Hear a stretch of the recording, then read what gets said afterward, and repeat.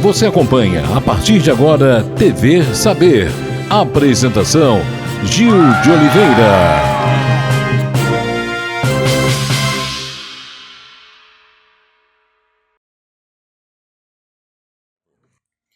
Um forte abraço a você, telespectador amigo da TV Cidade, TV Saber no ar. Hoje iremos falar sobre direito de família, a área do direito civil que trata de assuntos importantes relativos a tanta gente, tantas famílias, os seus desentendimentos. E para tanto iremos conversar com a doutora Daniela Fioravante Ferreira, atuante no direito civil, com ênfase em direito de família e também violência doméstica, membro da Comissão de Direito de Família da UAB de Taubaté. Daniela, seja muito bem-vinda, muito obrigado pela sua presença.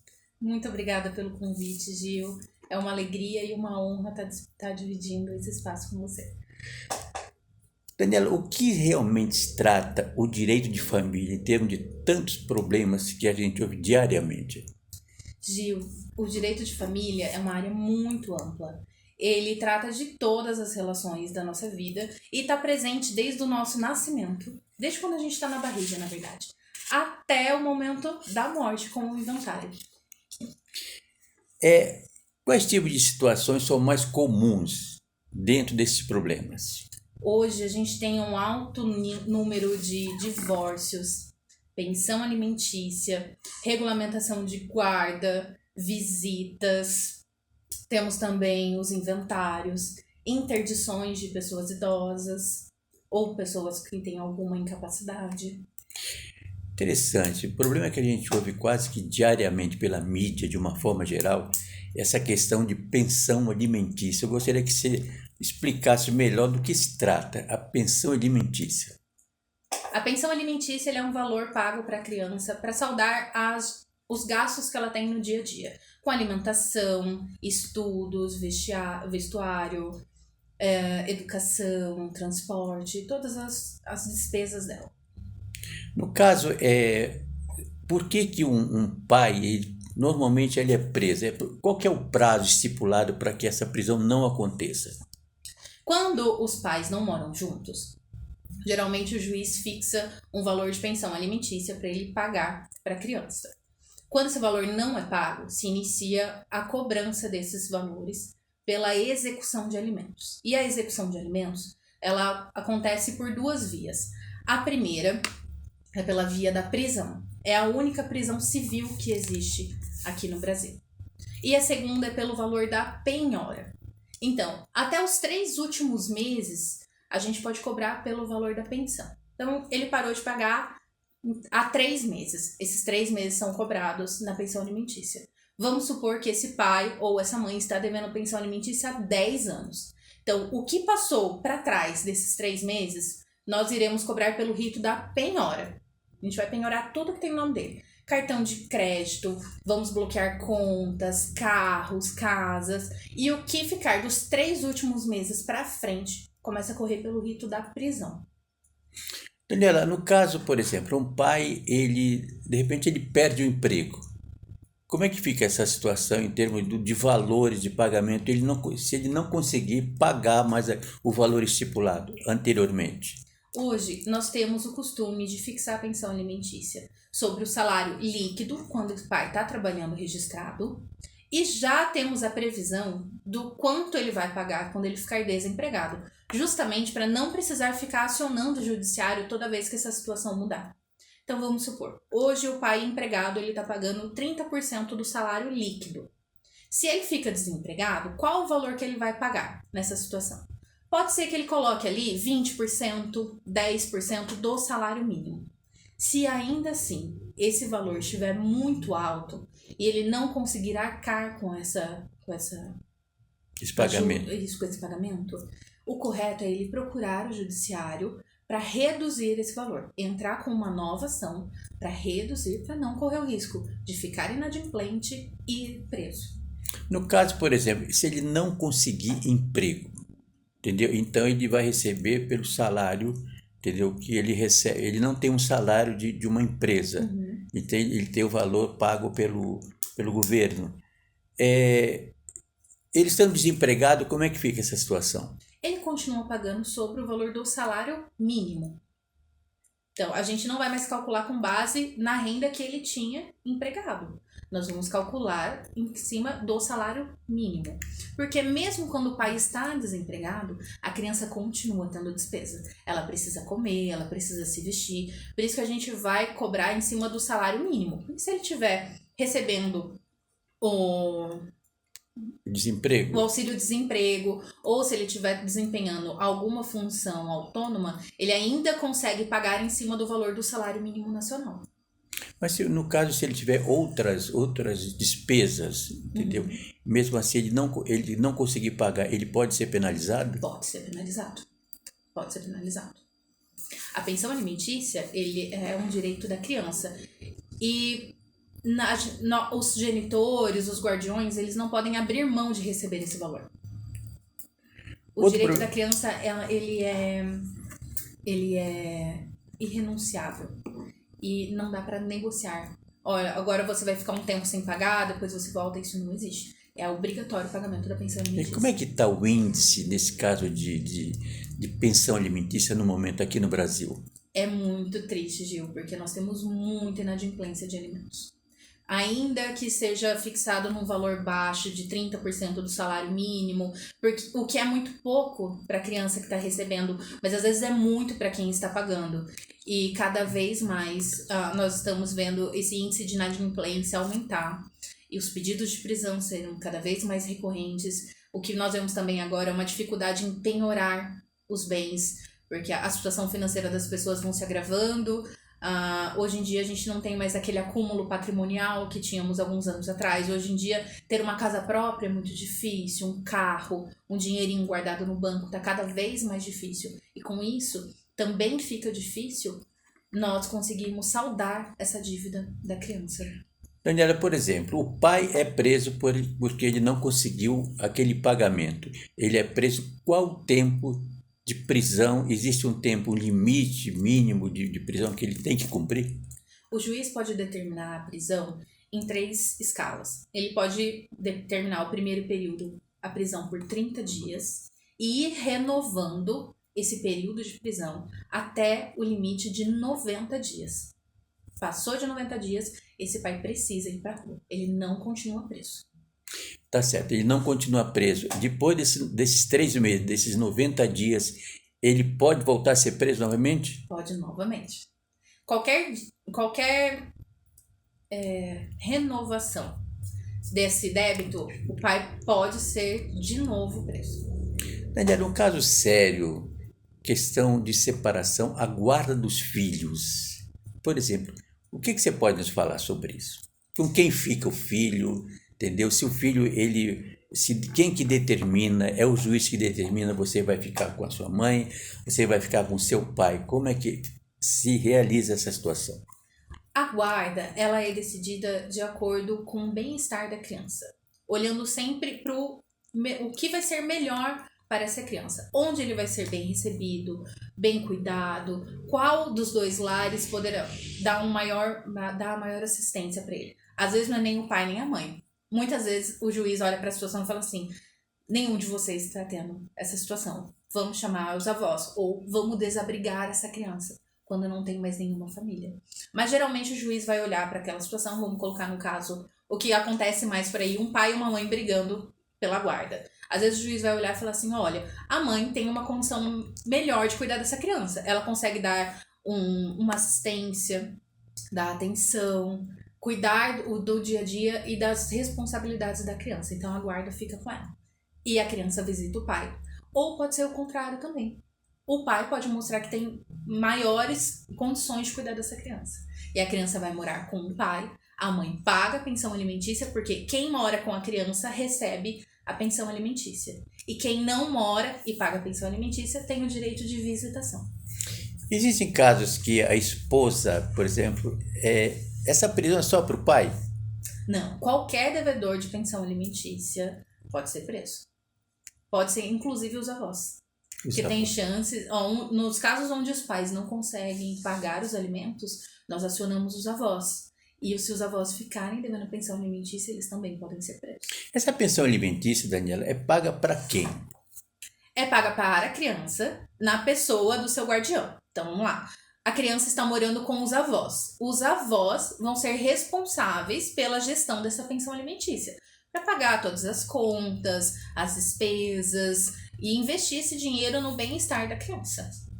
No caso, você falou que é avaliado cada situação do pai ou da mãe para ver quem que vai ter mais condições de ficar com aquela criança, com aquele filho ou com aquela filha. Como é que é feita essa análise? Quem que analisa? É através de um processo judicial. As partes iniciam um processo judicial.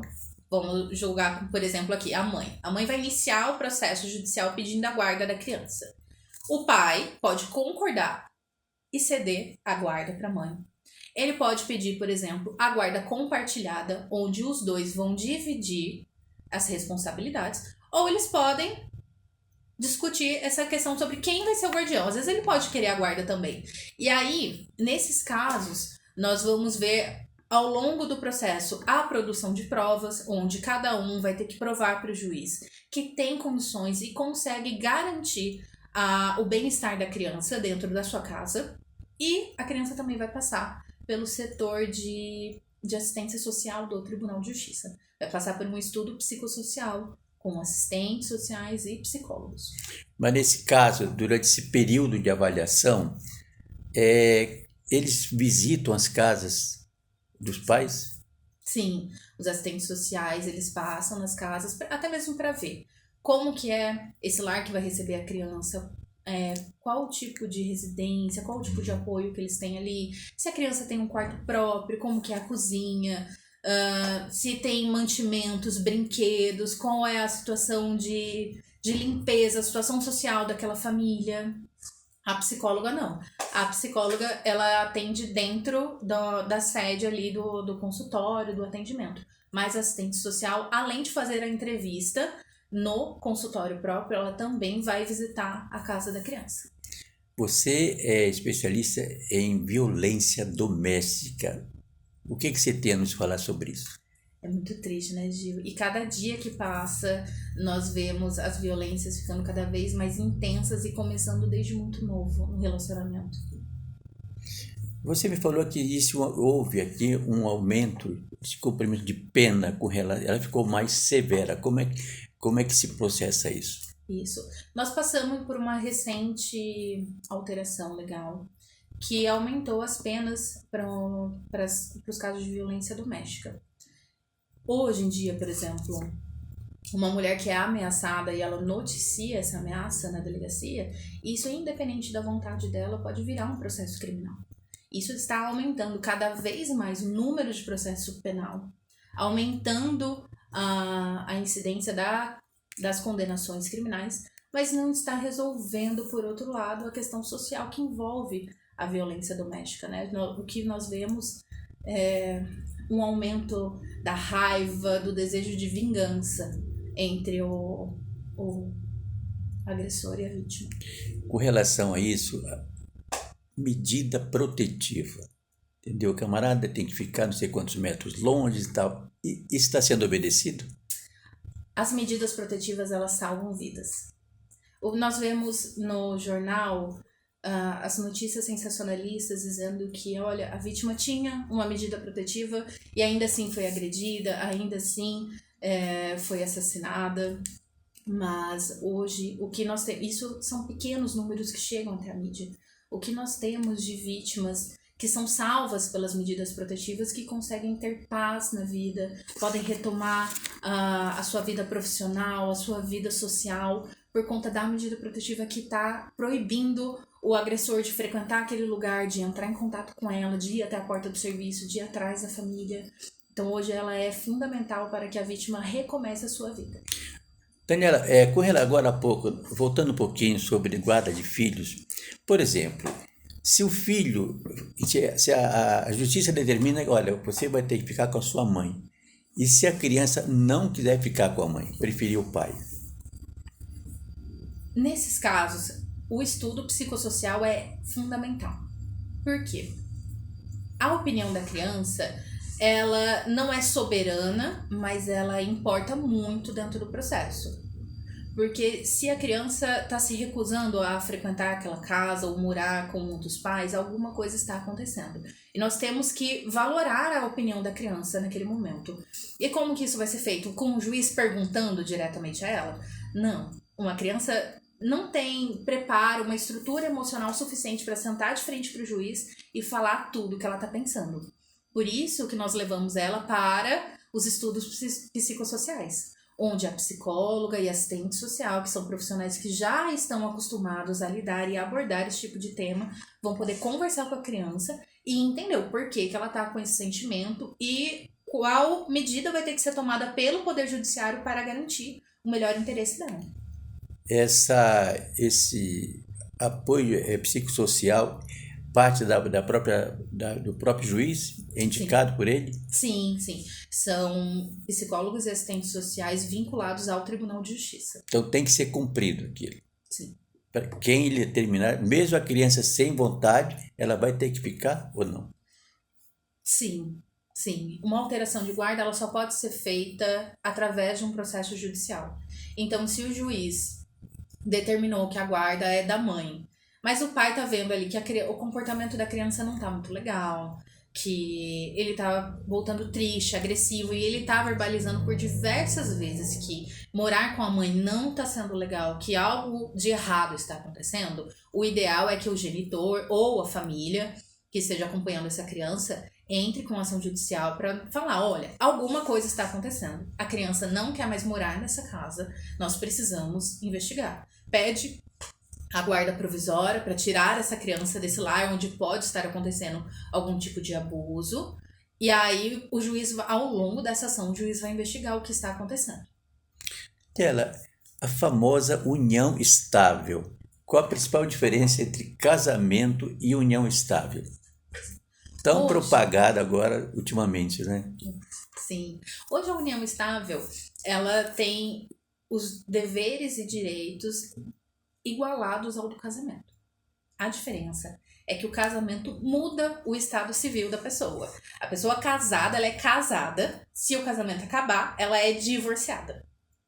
A pessoa que vive em união estável, ela continua solteira. Formalizou a união estável, solteira. Dissolveu a união estável, continua solteira. Não faz essa alteração.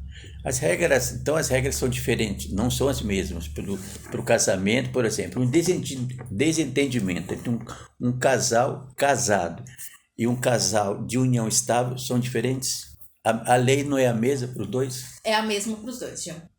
Os direitos ao divórcio, partilha de bens, divórcio não, né? Divórcio é só para o casamento. A união estável, nós fazemos a dissolução da união estável, que é equivalente ao divórcio no casamento. E a partilha de bens continua assegurada. Tudo o que foi constituído durante o casamento ou durante a união estável é partilhado entre o casal. Esse problema de divisão de bens realmente é um caso sério, que deu polícia. O que a lei fala sobre isso exatamente? Eu costumo dizer que no direito de família, a gente não... Existe uma regra, mas ela não é preto no branco. A regra é que tudo que foi na comunhão parcial, por exemplo, tudo que foi adquirido durante o casamento ou durante a união estável pelos dois deve ser dividido igualmente, na proporção de 50% para cada. Mas, na prática, o que nós temos é que o casal pode optar pela divisão que achar que se encaixa melhor na realidade. Então, por exemplo, eles têm uma casa de grande valor e um outro imóvel de menor valor, mas tem um carro. Então, por exemplo, eles podem optar, olha, a esposa vai ficar com a casa de maior valor e o marido vai ficar com a casa de menor valor e o carro. Ou eu abro mão de tudo para você, ou vamos vender tudo e dividir pelos dois. Então, a regra é a partilha meio a meio, mas a prática, eles podem decidir isso da melhor forma para os dois. Daniela, outro caso importante e sério é com relação à curatela. A curatela de um idoso ou de alguém da família com deficiência, um filho com deficiência. Quem que pode fazer parte dessa curatela? O processo de interdição ou a curatela, ele deve ser feito judicialmente, porque ele tira totalmente a capacidade daquela pessoa. Vamos colocar numa situação prática. Eu tenho 32 anos. Se hoje meus pais falam, a Daniela não está legal, vamos interditá-la. O juiz precisa de provas. Ele precisa entender o porquê que eu preciso ser interditada. Então ele vai me mandar para uma perícia. Vai passar com os médicos para ver se eu de fato tenho alguma causa de interdição, se eu de fato não consigo mais ser responsável pela minha própria vida. E a partir do momento que o juiz determinar que eu estou interditada, que eu tenho um curador que vai responder todos os atos da vida civil por mim, aí ele começa o dever de fiscalizar isso. De tempos em tempos, ele pode mandar uma prestação de contas para ver se está tudo certo. Ou alguém do meu redor que também tem essa preocupação comigo pode pedir para o meu curador fazer a prestação de contas. É diferente se eu estivesse hospitalizada. Se eu estivesse hospitalizada, sem responder, o juiz mandaria um oficial de justiça no hospital para ver se eu de fato estou hospitalizada, se aquela pessoa consegue ou não responder por algum ato da vida civil, qual é o diagnóstico médico, o porquê que ela está ali. E aí ele vai falar assim, tudo bem, eu vou dar temporariamente a curatela dessa pessoa, até que ela saia do hospital ou até que tenha notícias da recuperação dela no processo. Daniela, os filhos são, dentro da lei, os filhos são obrigados a cuidar financeiramente de pais idosos? Sim. A pensão alimentícia é devida para os pais aos filhos quando eles são menores. E os filhos também têm o dever de sustento com os pais na velhice. E a lei, como é que a lei lida com infrações dentro, se a pessoa não consegue, ela abusa desse direito? O filho, por exemplo, ele não cuida do pai. Gil, o que acontece é que quando o filho tem a obrigação de sustentar os pais e, de fato, esse dinheiro está indo para um terceiro que está gerindo, os filhos têm o direito de pedir a prestação de contas para esse gestor, para o procurador que está gerindo o pagamento. E aí, se de fato eles perceberem que o valor da pensão alimentícia não está sendo revertido em benefício dos pais, dos idosos, eles podem pedir uma prestação de contas.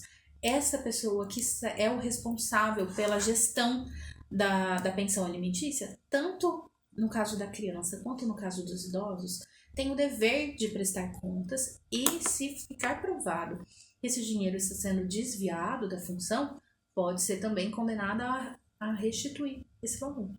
E esses casos, você já participou de casos nesse sentido? De abuso? De prestação de contas, sim. Sim. Daniela, eu gostaria de que você falasse sobre esses famosos relacionamentos novos da juventude, entendeu? Os monogâmicos e os não monogâmicos. Gostaria que você explicasse direitinho do que se trata.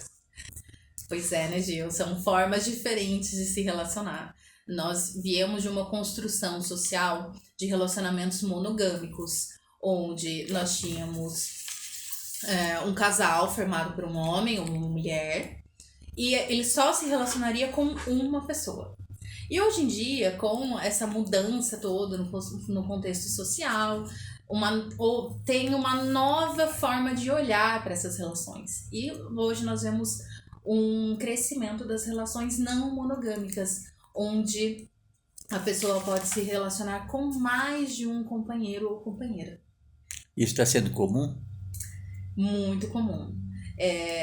Alguns casos ficaram até famosos, né? Por envolver até contratos. Não chega a ser um contrato de união estável, mas alguns contratos de relacionamentos ali dentro, né? Onde tinha um companheiro e outras duas pessoas envolvidas ali na relação, os famosos trisais, né? E o direito precisa ir se reciclando para entender como são essas relações, né? Para proteger o direito de todas elas. Por exemplo, uma família não monogâmica formada onde temos 3 companheiros. Como que é a construção patrimonial dessas pessoas? Nós adquirimos um patrimônio os 3 juntos, e na hora que esse relacionamento acabar, como que vai ser a divisão patrimonial? E se existir filhos dessa relação? Será que vai existir também, vai ser vinculado também à paternidade socioafetiva dessa criança, a essa relação. Então, o direito, ele tem que ir se reciclando e se adequando a essas novas formas de relacionamento. Daniela, para finalizar, eu gostaria que você deixasse uma mensagem para quem nos assiste. Como advogada de família, nesses quase 12 anos de experiência, contando as épocas de estágio e atuação como advogada, a maior lição que eu tiro é que nós precisamos voltar a dialogar, ter mais paciência e mais empatia dentro das relações. Hoje nós temos um judiciário abarrotado de processos, abarrotados de histórias e famílias que estão sendo construídas e desfeitas dentro das salas dos tribunais, sendo que a gente poderia ter resolvido numa conversa familiar, com respeito, com um olhar mais carinhoso e mais respeitoso com o outro. E é uma alegria muito grande poder compartilhar um pouco do meu conhecimento com vocês. E muito obrigada, Gil, pelo convite. Muito obrigada pela oportunidade de estar aqui, falando um pouquinho sobre o direito de família com o pessoal que está em casa, que é algo que eu tenho certeza que todos vocês já passaram ou já viram alguém passar em algum momento da vida. Daniela, nós é que agradecemos pela sua atenção, por toda essa explanação sua. Você foi muito bem, muito obrigado. Esperamos que futuramente você volte aqui. Eu que agradeço, Gil. Me convide outras vezes. Direito de família é uma delícia de falar, é muito bom de ver, e eu tenho certeza que quanto mais a gente for destrinchando desse assunto aí, eu tenho certeza que vamos render outros programas. Sem dúvida nenhuma. Conversamos com a advogada doutora Daniela Fioravante Ferreira, especialista em Direito de Família, que ela faz parte da Comissão Direito de Família da UAB. TV Saber chega ao seu final, agradecemos o carinho da sua atenção, da sua sintonia, da sua audiência. Estaremos de volta na próxima semana.